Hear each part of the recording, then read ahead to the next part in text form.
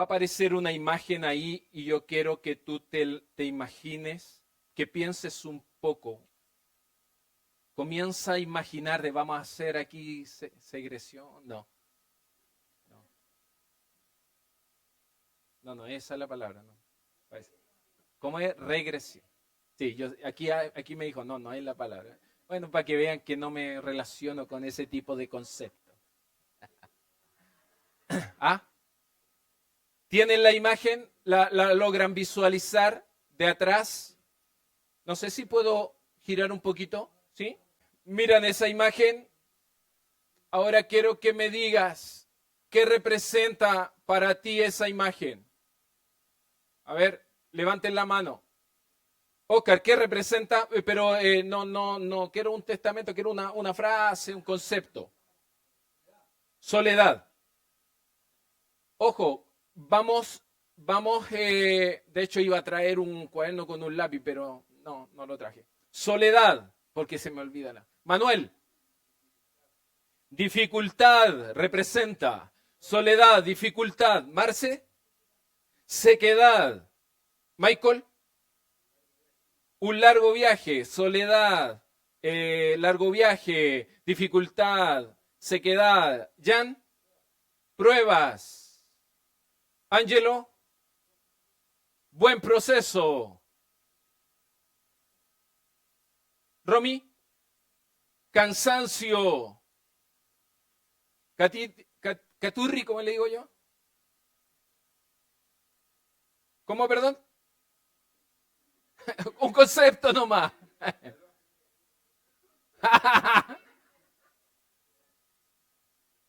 Ya. Pasamos y de ahí me levantéis la mano. Rosel, el fin de un ciclo.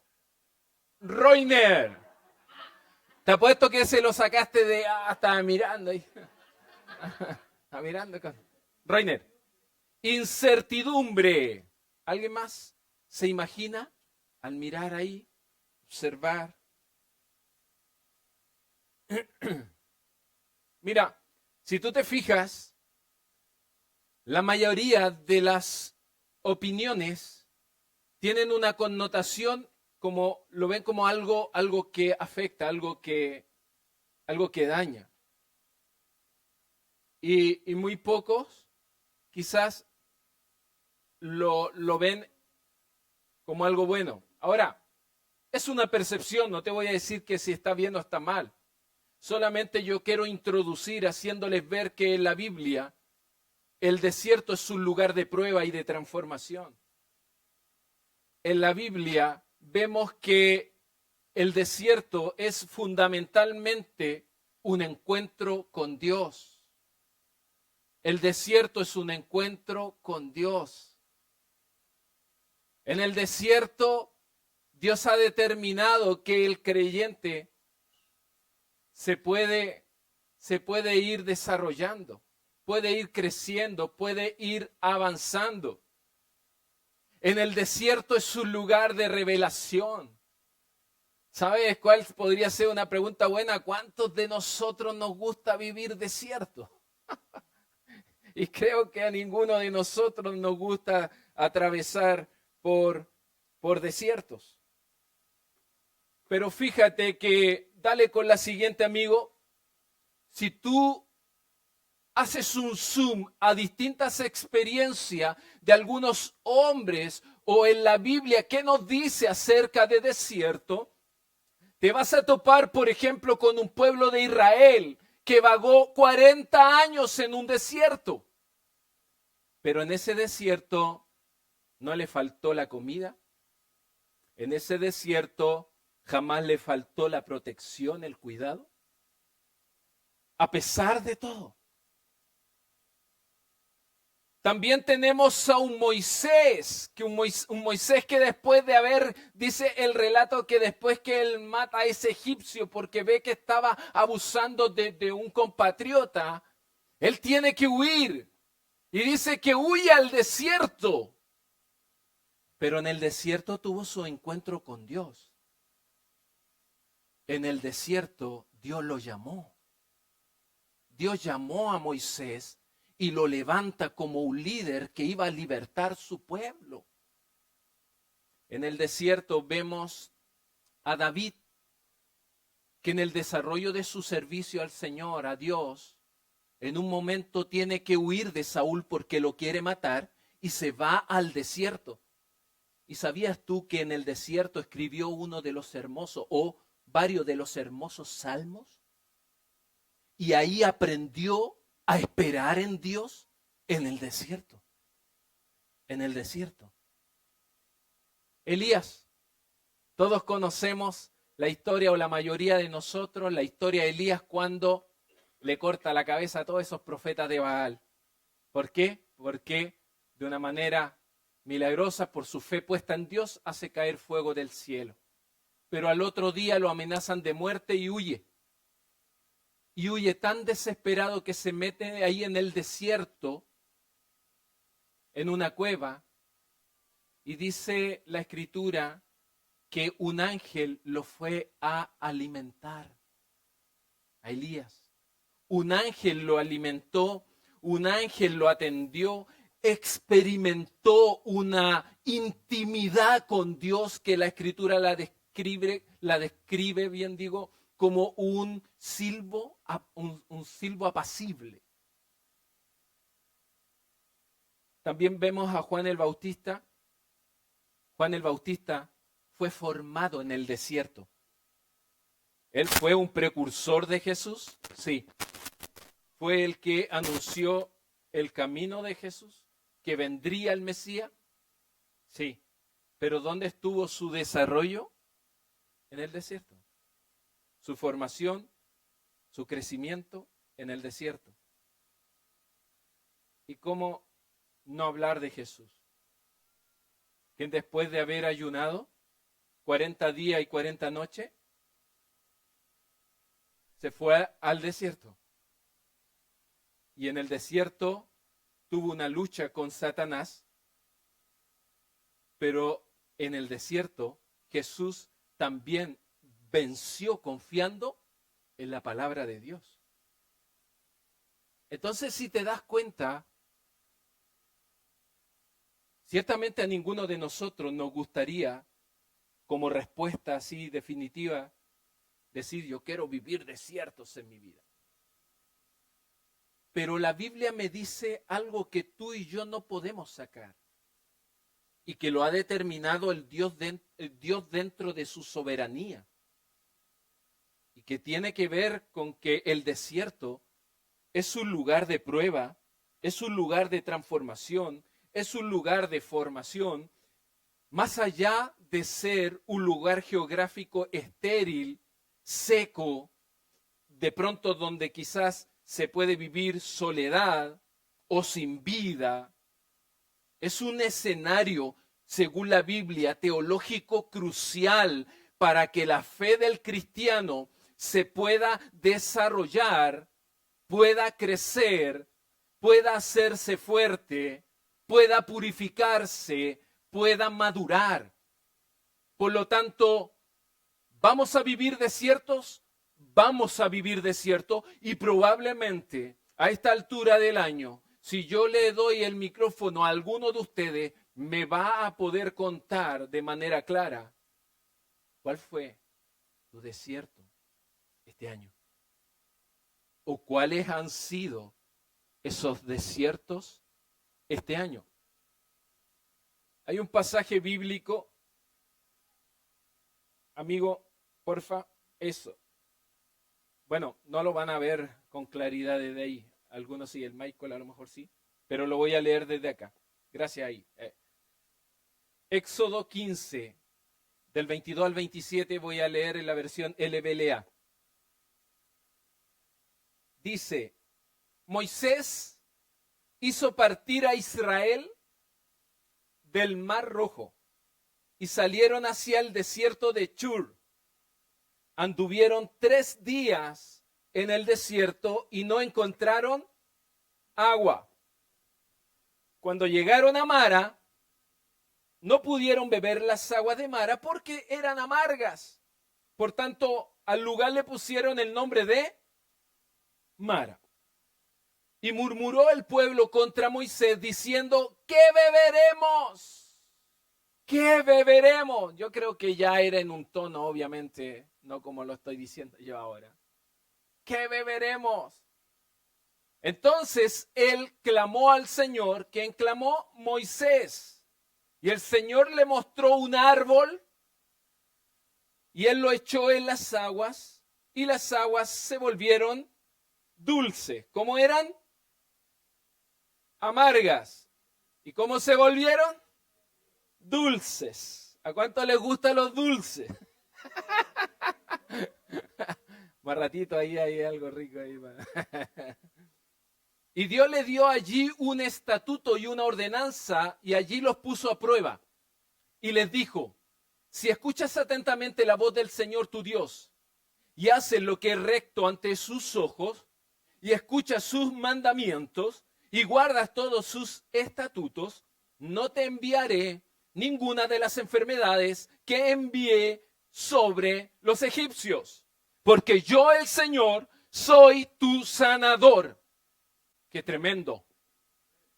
Yo el Señor soy tu sanador. Le puedes decir al que está a tu lado, cree porque tu Señor es sanador. Amén. Y el verso 27 dice, llegaron a Elim, donde había 12 fuentes de agua y 70 palmeras, y acamparon allí junto a las aguas. Amén. Oramos. Padre, te damos gracias en esta hora por este tiempo, por tu palabra. Gracias te damos por tu enseñanza. Espíritu Santo, enséñanos una vez más. Tú eres el maestro. Nosotros somos los alumnos, somos los discípulos, los que queremos seguir aprendiendo. Tu palabra liberta, sí, tu palabra sana, tu palabra permanece para siempre. Es el consejo que necesitamos. Y por eso también nuestra liturgia, nuestra estructura, nuestro programa también contiene un espacio como este para meditar en ella.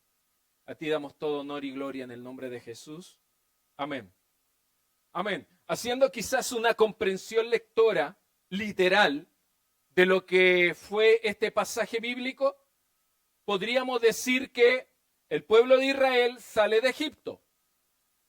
Salen de Egipto, se introducen a un campamento en el desierto de Shur. Llegaron a un lugar después de 3 días que se llamaba Mara. No le ponga Mara a su hija, por favor. Llegan a Mara y las aguas eran amargas. Caminaron, imagínense, caminaron 3 días, o sea, como entre 40 a 50 kilómetros. Y obviamente que ellos llevaban agua, pero resulta que se les terminó el agua, pues, con todo el trayecto. Imagínense, eran cerca de, y no creo que, si bien es cierto, no tengo la cifra exacta, pero eran como 2 millones de personas moviéndose. Imagínense, campamentos, llegan a Mara. Entonces, las aguas eran amargas. No se podían beber, estaban sedientos, imagínate. ¿Cuántos de los que están aquí, cuando les da hambre, se ponen de mal humor? ¿Ah? ¿Sí? Ah, hay varios. ¿Ah? Muy bien. Entonces, imagínate los israelitas que estaban sedientos. O sea, estaban enfadados. ¿Y contra quién atacan? Contra el líder. Contra el líder. Así que eso no quiere decir que cuando tenga hambre me tienes que llamar. No. Entonces reclaman a Moisés y Moisés reclama para arriba. ¿Eh? Entonces le reclaman a Moisés y él clama de inmediato. Dios le responde, le dice, observa, ese arbolito va, lo tira, agua dulce, beben. Se establece un principio bíblico ahí acerca de escuchar, de comenzar a obedecer y todo eso.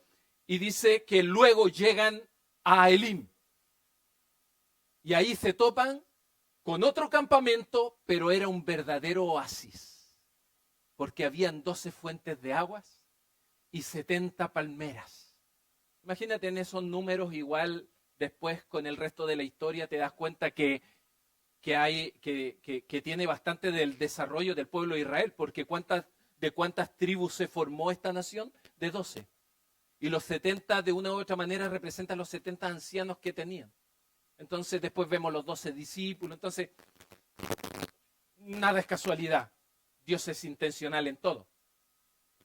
Entonces, mis queridos, dentro de todo esto, no sé si acá será porque me estoy rozando, ¿sí? Hay un tema que yo quiero abordar, amigo mío, dale con... Bueno, primero el título, Fe fuerte en tierra seca. Fe fuerte en tierra seca. Dale. Ahí está el tema, para los que anotan. Ahí está el tema de lo que hoy día quiero compartir contigo. La prueba de fe, repitan conmigo, la prueba de fe en el desierto es un diseño divino para garantizar nuestra llegada al descanso prometido. Pregunto para los estudiosos, ¿para dónde se dirigía el pueblo de Israel? Y ahí estaba la tierra prometida, la tierra que fluye leche y miel, había abundancia. O sea, el Señor le decía hacia allá, o Dios le decía, allá vamos a llegar. Sí, pero hay un trayecto, hay un recorrido. Y ese recorrido, el que hay que saber caminarlo, hay que saber transitarlo. Pero este tema me plantea la siguiente pregunta. Si Dios te sacó de la esclavitud con el milagro más grande de tu vida, ¿cuál fue el milagro más grande de la vida de los israelitas hasta ese entonces? Cruzar el mar rojo, pero en seco. ¿Pero qué es lo que había pasado en Egipto? Las plagas, vinieron las plagas, soltó el faraón al pueblo, sale al desierto y después se abre el mar y pasan en seco. De hecho, enseguida tú puedes ver que en el capítulo 15, en el verso 1 hasta el 22, hasta el 21, hay un canto de María que le llaman el canto de celebración. Pero la pregunta es, si Dios te sacó de la esclavitud con el milagro más grande de tu vida, ¿por qué 3 días después esa misma fe se desvanece ante una simple necesidad de agua? ¿Por qué? Si ayer estabais viviendo, celebrando, cantando y prometiendo, pero todo al Señor le estáis prometiendo. Es como cuando de repente alguien le promete hasta la luna a la persona que le gusta, prometiendo todo. Resulta, mis queridos, que la respuesta es que la fe fuerte no se demuestra en el momento de la celebración. La fe fuerte no se demuestra en el momento del triunfo. La fe fuerte se demuestra en el desierto de la necesidad, donde Dios intencionalmente nos va a llevar a ti y a mí y nos va a introducir. ¿Por qué? Porque Él ha determinado que en ese desierto Él va a purificar tu fe, va a purificar mi fe, va a desarrollar una mayor confianza en Él desde mi parte hacia Él, va a fortalecer nuestra vida y obviamente en el desierto me va a seguir mostrando de que Él es mi provisión en todo tiempo. Amén.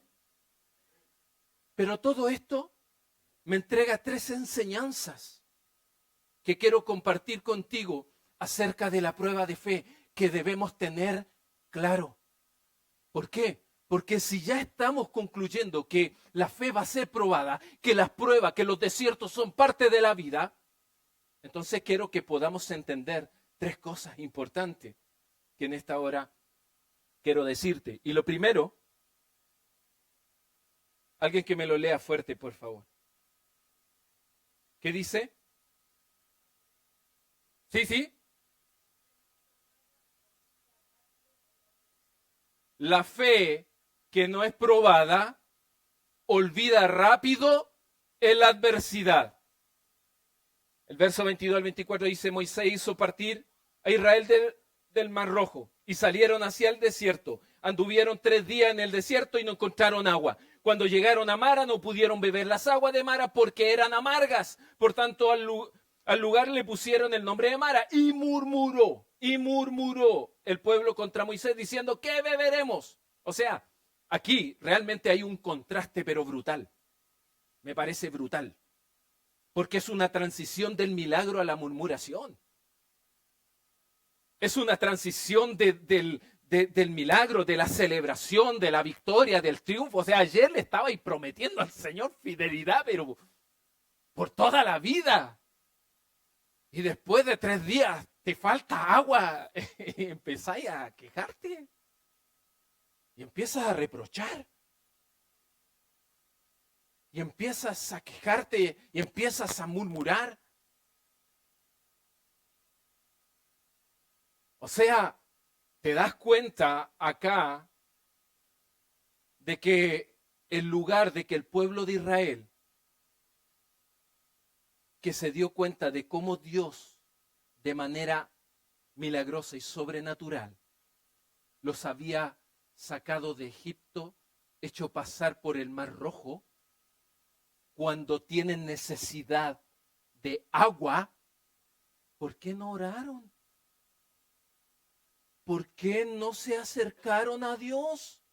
Al mismo que el día de ayer, o antes de ayer, o antes de ayer, le estabas levantando las manos, le estabas cantando, le estabas prometiendo, le estabas haciendo música, y tú sabías qué corito le estaban cantando ahí. Es un corito que todos nosotros, la mayoría de los que llevamos tiempo en la iglesia, cantaban, y de hecho después tú lo puedes ver y que de ahí se extrae. ¿Cuántos de los que están aquí se acuerdan de esa canción que dice, echó a la mar los que perseguía, jinete y caballo, echó a la mar, que los perseguía, jinete y caballo, echó a la mar, los carros del faraón, la. Oye, le estaba ahí cantando, le estaba ahí haciendo canciones al Señor ayer. Le estaba ahí componiendo las mejores melodías ayer. Estabas cantando la victoria, celebrando, prometiendo lo mejor ayer. ¿Y qué pasa hoy día que tienes una necesidad de agua? Y no te atreves a acercarte al Dios que estabas alabando. Y lo estás usando como el último recurso. Y ni siquiera como el último recurso porque nació de tu corazón el reproche, la murmuración y la queja, en lugar de buscarlo. Y por supuesto lo que demuestra todo esto es que a veces la fe, cuando no es trabajada, es frágil y se desvanece porque solamente se cree fuerte con la emoción de un momento. A veces vives un momento de emoción, de quebrantamiento, y no digo que el derramar lágrimas no sea válido ante la presencia del Señor, no. De repente vivimos, la presencia me quebrantó, fantástico, pero no te puedes conformar. No puedes creer que con esa experiencia ya tienes para toda la semana, así que no importa que el lunes, el martes, no ores y total, hoy día me voy lleno. Recuerda que buscar a Dios, el camino de Dios, tiene que ver con una vida cotidiana, tiene que ver con un día a día. ¿Por qué? Porque tú no sabes cuándo va a venir el desierto. Tú no sabes cuándo Dios va a decir, desierto. Pero ¿cuál es el problema? Que la fe que no es probada olvida rápido en la adversidad. Y eso le pasó al pueblo de Israel. ¿Por qué? Porque ellos, si bien es cierto, ese es el primer problema que enfrenta el pueblo de Israel después de pasar el mar, el asunto es que el enfoque de ellos, se enfocaron ellos en las aguas amargas. O sea, en la adversidad, en el problema. Ahí se enfocaron. Y como se centraron en eso, fueron incapaces de poder ver al Dios que está por sobre el problema, al Dios milagroso. Entonces empiezan ellos a murmurar. O sea, el enfoque en la amargura mudó la fe a la murmuración. Cuando tú pones el enfoque en la amargura, en la adversidad, en el problema, en tu dificultad, en tu imposible, lo que haces es tú mismo autosabotearte, porque tu fe comienza a volverse frágil, porque en lugar de poner tu enfoque en el Dios que está por sobre esa situación amarga que estás viviendo, en lugar de poner la confianza en Dios, en el Dios de lo imposible, en el médico de médicos, en el Rey de reyes, en el Señor de señores, en el que es la alfa y la omega, el principio y el fin, yo me centro en mi problema. Yo me enfoco en mi problema. Entonces, ¿qué es lo que hace? Mi fe se muda y empiezo a quejarme, y empiezo a reprochar, y empiezo a murmurar. ¿Qué significa Mara? Amargo, amargo. ¿Cuántos de nosotros este año atravesaron por esa amargura? Debemos tener cuidado porque la Escritura dice que no conviene que la amargura entre al corazón. No conviene que esa amargura eche raíces en tu corazón porque nos contamina. Ninguna raíz de amargura pueda entrar a nuestra vida. Y obviamente esta amargura viene a simbolizar los tiempos de dolor, los tiempos de sufrimiento, las decepciones que quizás hemos tenido, desilusiones, las enfermedades, los diagnósticos adversos y todo lo que quizás tú puedas decir en esta hora. Pero la pregunta es, ¿qué tipo de necesidades en nuestra vida hemos estado experimentando, viviendo, que nos han hecho olvidar las victorias que Dios te ha dado en tu vida? ¿Qué tipo de necesidades? ¿Qué tipo de necesidades?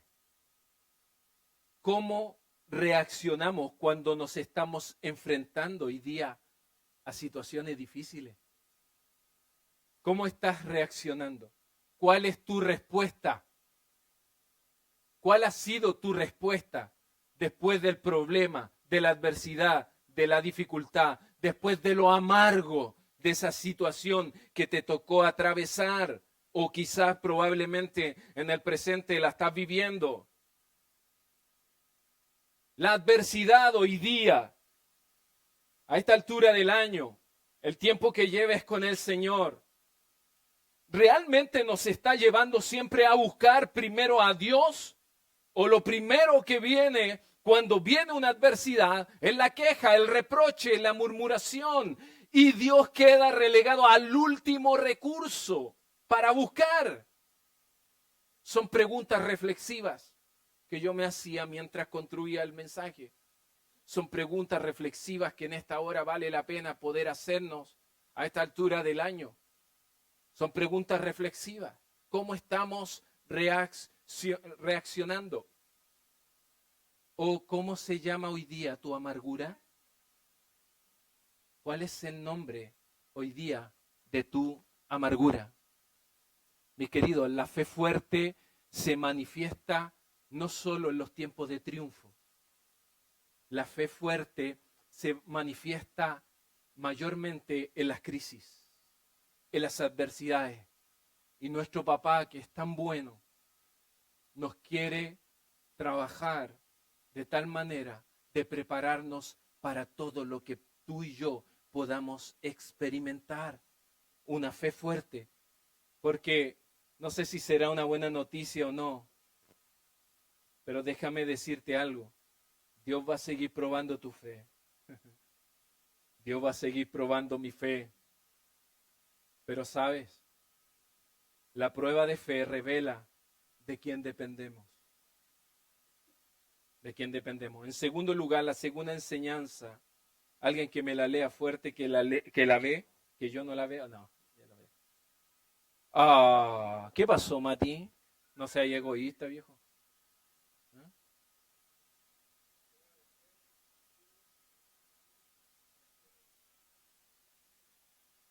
Fuerte, Jan, nuevamente. Como cuando gritáis en la cancha. ¡Pásame la pelota! que yo hago los goles.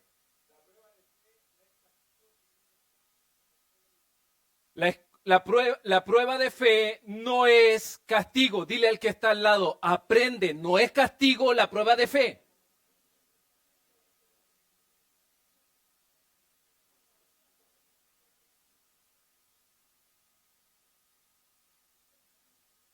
¿A cuánto le gustan los exámenes? ¿Ah? A nadie, ¿cierto? A nadie. Déjame decirte que estamos en la escuela divina y vamos a tener hartos exámenes. Por ahí me contaba mi sobrina que orgullosamente se eximió de todo su semestre. Y fantástico. Pero ¿sabes? Me acordaba de eso. ¿Por qué? Porque acá me decía el Señor, acá no es lo mismo, viejo. Acá no te vaya a eximir. Si no aprendí la lección, si no pasáis la prueba, te voy a seguir tratando. ¿Por qué? Porque el Padre quiere que tú y yo nos parezcamos a Cristo, a su Hijo, no a nosotros mismos. Por eso es que Pablo dice que va a ser de nosotros nueva criatura. El que se topa con Cristo es una nueva criatura, no es un Pablo mejorado, un JP mejorado, la mejor versión del JP. No, nueva criatura, una nueva persona, un corazón nuevo. Entonces, estamos en la escuela y en el verso dice, entonces él clamó, o sea, el Señor Moisés, y el Señor le mostró un árbol y él lo echó en las aguas y las aguas se volvieron dulces. O sea, en esta escena lo que vemos nosotros es que la prueba es propósito de Dios. Pero ¿sabes qué es lo que es extraordinario para aquellos que piensan que el desierto nos va a terminar consumiendo la fe? Que hay una diferencia entre meterte al desierto solo, porque yo he pecado, porque yo he fallado, que meterme al desierto con Dios, porque me está llevando a una tierra de descanso. Hay una diferencia rotunda. Pero esta prueba de la cual estaba viviendo el pueblo de Israel, la prueba tiene un propósito de Dios. ¿Y cuál es el propósito? Probar la obediencia del pueblo. Dios quería probar la obediencia de ese pueblo. ¿Por qué? Habían estado 400 años en cautiverio. La mente estaba cautiva. La mente los mete al desierto. La primera prueba, reprobado. La primera. Pero Dios está con ellos. Y dice el relato que cuando las aguas estaban amargas, estamos jodidos, empezamos a murmurar. ¿Quién fue el que clamó? ¿Quién fue el que conectó con él? Moisés, porque él ya había vivido un desierto y en el desierto él fue llamado. En el desierto tuvo un encuentro con Dios y ese encuentro con Dios comenzó a dar fruto. Por lo tanto, cuando el pueblo se queja, él lo que hace probablemente fue un clamor, dice ahí. No fue una oración, fue un clamor. O sea, hay algo desgarrador que probablemente llevaba una cuota de malestar en Moisés. Pero él lo entendió y le dijo, mira, ¿ves ese árbol? Tíralo. Tíralo al agua. Y las aguas se endulzaron. Pero claro, porque Dios quería preparar el corazón en el desierto y les puso una prueba. Dios quería purificar su fe y puso una prueba. Pero nos damos cuenta que con el resultado Dios no deja nada al azar, porque Dios tiene la solución del problema. Dios tiene la solución a tu problema y a mi problema. Dios lo tiene porque Él lo sabe todo, porque Él es el dueño de todas las cosas. Por eso es que nosotros debemos tener cuidado a quién estamos yendo cuando estamos recibiendo una mala noticia, viviendo alguna adversidad, viviendo alguna dificultad. ¿Quién es nuestro primer recurso? ¿Quién es? ¿Por qué? Porque Dios los introdujo ahí, pero ya tenía la solución preparada. Ya la tenía.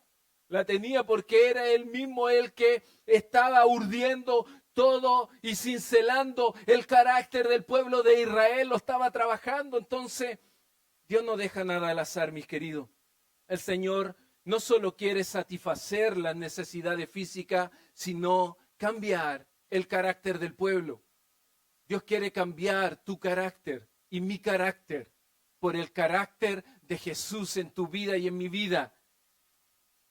¿O hay alguien aquí que ya esté terminado y se parezca a Jesús ya en todo? Para adorarlo al tiro. No, ninguno de nosotros. Creo que esta es un camino que va a durar hasta cuando Él venga. Pero ¿sabe? Lo hermoso es caminar con Él, tomado de su mano.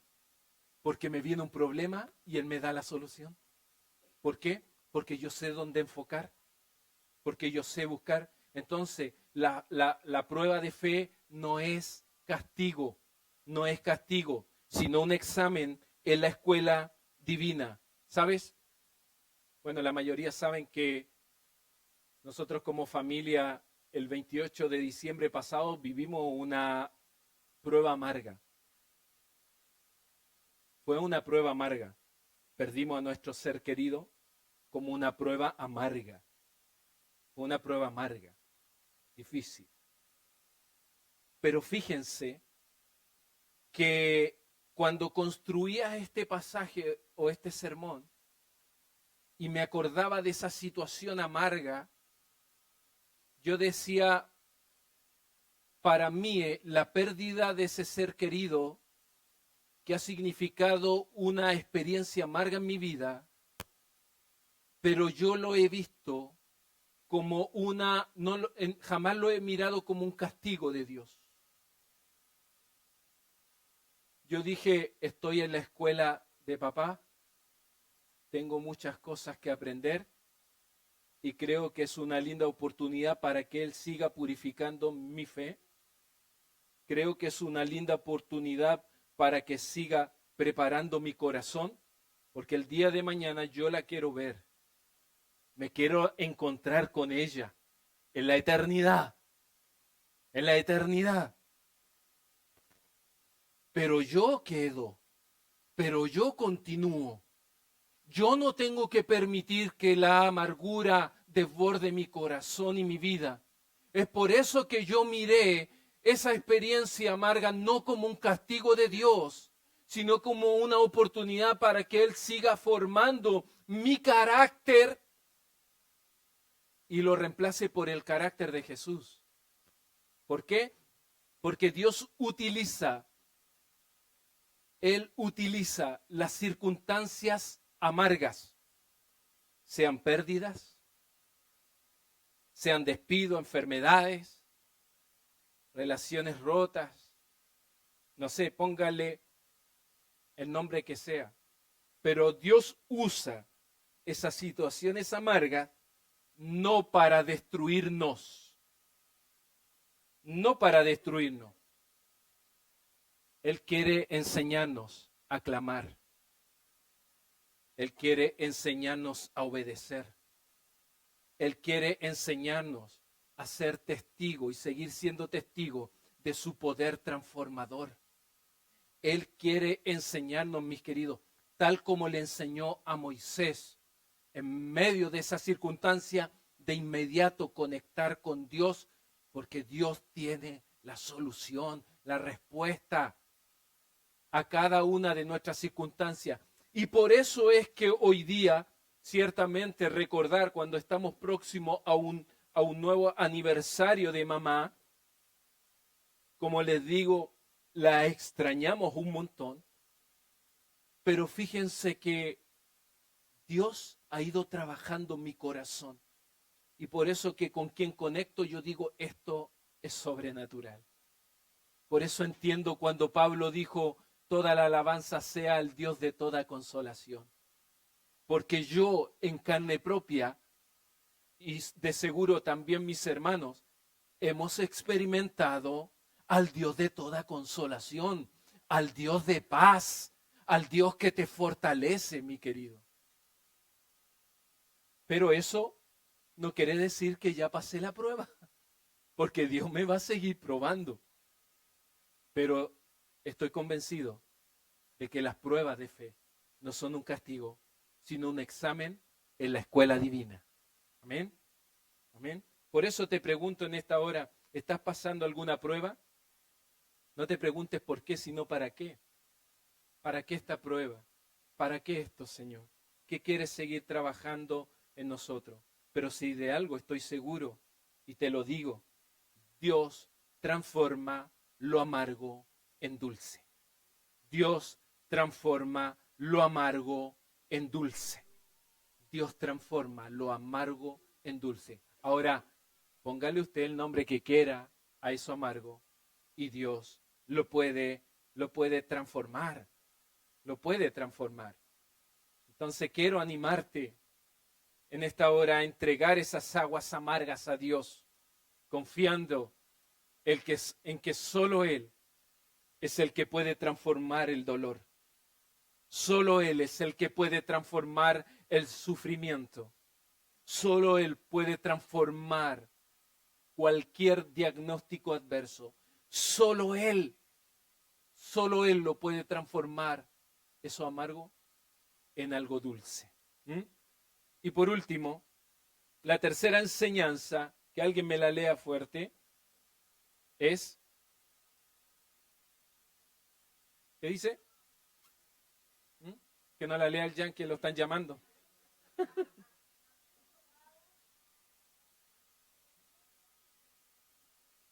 La fe probada, gracias Nati, se purifica y desemboca en provisión abundante. Los versos dicen, Dios le dio allí un estatuto y una ordenanza después que le dijo a Moisés, toma ese árbol y tíralo a las aguas. Y allí los puso a prueba, dice el texto. Dios les dio allí estatuto, ordenanza y los puso a prueba. Y les dijo, si escuchas atentamente la voz del Señor, tu Dios, y hace lo que es recto ante sus ojos. Mira, presta atención lo que lo que Dios está diciendo, porque lo repite, lo repite, lo repite. Es como que te está diciendo, es como quien vulgarmente, disculpen la proporción, pero lo primero que se me viene a la mente es como cuando de repente alguien le dice al otro, oye, no juega los mismos números para que te vaya a terminar sacando convéncete que te vaya a sacar el premio, así que convéncete que juega los mismos números, dale, mira, escucha, esto. Acá el Señor le está diciendo, si escuchas atentamente la voz del Señor tu Dios y hace lo que es recto ante sus ojos y escucha sus mandamientos y guarda sus estatutos, no te enviaré ninguna de las enfermedades que le envié a los egipcios. Porque yo, el Señor, soy tu sanador. Y luego llegaron a Elim, donde había 12 fuentes de agua y 70 palmeras y acamparon allí junto a las aguas. Aquí lo que Dios está estableciendo es el principio de obediencia. El principio de obediencia como un camino de protección. El principio de obediencia como un camino de protección. Pero ojo, porque esta obediencia, bien digo, tiene que ver con una obediencia inmediata, no una obediencia demorada. A veces Dios nos pide algo y lo demoramos y lo demoramos. Eso, obediencia demorada, es igual desacato. Y el desacato es una rebeldía. Y una rebeldía ante los ojos de Dios es desobediencia. Por lo tanto, cuando está estableciendo Dios acá un principio, está hablando de una obediencia. ¿Cuántos de los hijos de repente le dicen, ven a almorzar? Ven a almorzar, ven a almorzar. Y ya cuando te sacan de quicio, y después, ¿pero por qué? Si ya llegué y me castigáis. Sí, vos, pero ¿después de cuánto? Ya, algo así. Algo similar. Acá lo que Dios quiere establecer es el principio de obediencia como un camino de protección. O sea, le estaba diciendo al pueblo, mira, no te voy a enviar ninguna de las enfermedades que le envié a los egipcios. Imagínense lo que le está diciendo. ¿Y sabe por qué lo está diciendo? Porque Dios tiene el control de todas las cosas. Porque Dios está por sobre el gobierno de Satanás. Porque Satanás incluso tiene que pedirle permiso. Porque Dios es soberano. Entonces al final lo que les está enseñando aquí al pueblo de Israel, mira, no te voy a enviar ninguna enfermedad. pero escucha los mandamientos, escucha la palabra, y la estáis escuchando, ponla por obra. Haz lo recto, escúchalo y ponlo por obra. No lo dejes para mañana, porque obediencia demorada es desacato y es igual a desobediencia. Y también el Señor acá quiere mostrar de que la obediencia en la prueba también lo que va a conducir es a conocer un carácter más profundo de Dios. Porque creo que estarás de acuerdo conmigo que no es lo mismo que te lo cuenten a que lo vivas. ¿Cierto? No es lo mismo que te lo cuenten a que lo vivas. Disculpen que saque nuevamente quizás un ejemplo en lo personal. Pero yo hoy día, cuando hablo de un Señor que te da paz, para mí, después de la experiencia que tuve con mi mamá, a mí no me lo cuentan. Yo lo vivo. Y por eso lo hablo con fuerza y lo declaro. Porque yo sé lo que es tener paz en la mente y en el corazón. Sí. No me lo cuentan. No es lo mismo. Entonces, ¿qué es lo que pasa? Que cuando tú obedeces en medio de la prueba, tú comienzas a experimentar el carácter de Dios. ¿Y cuál es el carácter que acá comenzó a experimentar? Que aparece, si no me equivoco, aparece por primera vez en la Biblia, Jehová Rafa, que significa Dios es sanador. Dios es tu sanador. Dios es tu sanador. Pero no es lo mismo que yo lo lea, que yo lo viva. Dios quiere que tú y yo vivamos la profundidad de su carácter, porque nos beneficia. Y la prueba, mis queridos, exige una respuesta de fe sostenida en la obediencia, pero en esa obediencia inmediata. ¿Sabes por qué? Porque cuando tú y yo obedecemos de manera inmediata, ¿sabes lo que sucede a continuación? Es que ese desierto termina siendo un lugar de descanso. Esa amargura, termina siendo un elim de abundancia. Elim significa como flor, árboles grandes, pero que simboliza también la frescura, simboliza la abundancia. Elim.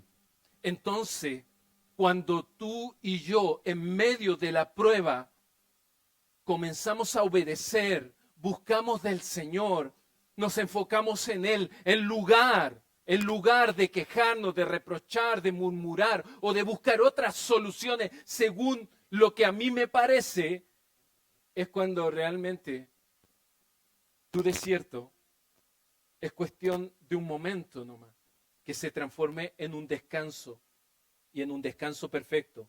Y vaya, Dios sí sabe dar descanso. Vaya que Dios sí sabe renovar las fuerzas. Y ellos llegaron a Elim, donde había 12 fuentes de agua y 70 palmeras, y acamparon allí junto a las aguas. La prueba de fe no lleva a la destrucción, sino a la abundancia. Y también al reposo del Señor. Entonces pregunto, para ir terminando, ¿qué significa entonces para ti obedecer a Dios en tiempo de prueba? ¿Qué significa? ¿Un trámite para después? Ya, no, si tengo que solucionar. Y yo parece que sé cómo solucionarlo. Sé. Tengo claridad porque la otra vez me pasó. Es que la otra vez me contaron cómo resolvieron y ya. Y resulta que después se empezaron a cerrar todas las puertas y de ahí nos acordamos de Dios. Entonces, ¿qué significa para nosotros obedecer a Dios en tiempo de prueba? ¿Es fácil o difícil para ti mantenerte fiel a sus enseñanzas? Enseñanzas como esta. ¿Hay áreas en tu vida donde sientes que Dios te está llamando a ser más obediente?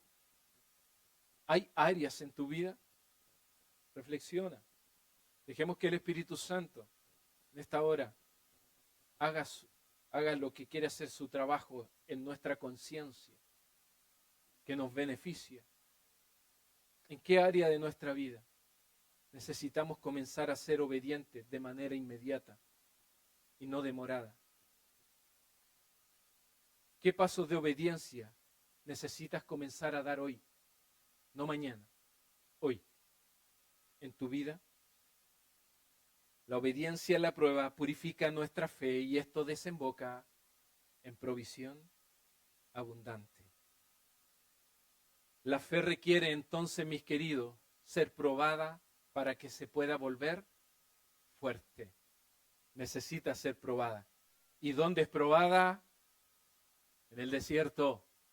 Pero dijimos que había una diferencia en meterte al desierto solo que meterte con Dios, que caminar con Dios. No es lo mismo. Porque puede que esa soledad que dijo Oscar la pueda estar experimentando, pero no es lo mismo experimentar la soledad con Dios. Porque si yo la experimento con Dios, sé que es solamente un trámite, trabaja lo que tengas que trabajar, sé dónde buscar la fortaleza y listo. Y listo. No permitas que tu fe siga siendo frágil. Somos nosotros los que somos responsables de nuestra fe. Tú eres responsable si esta fe se ha edificado este año o ha seguido frágil. Cada uno de nosotros es responsable de su propia fe. La hemos alimentado, nuestros tiempos de oración, nuestro tiempo de búsqueda. Hemos sido intencionales con la gente que nos hemos rodeado. Hemos dado pasos de fe a pesar de que no hemos visto nada. Estamos creyendo realmente a Dios. Estamos hablándole a alguien acerca de Jesús y en Jesús salvación porque yo estoy convencido de que a mí me ha salvado. Le estoy hablando de que la respuesta es Jesús porque yo estoy también buscando a Jesús como mi respuesta o como mi solución. Creo que los tiempos que estamos viviendo cada vez demandan una fe fuerte. Y el año que se viene, para lo que Dios tiene para la iglesia, como también lo que vas a vivir tú y yo en lo personal, necesitamos una fe fuerte.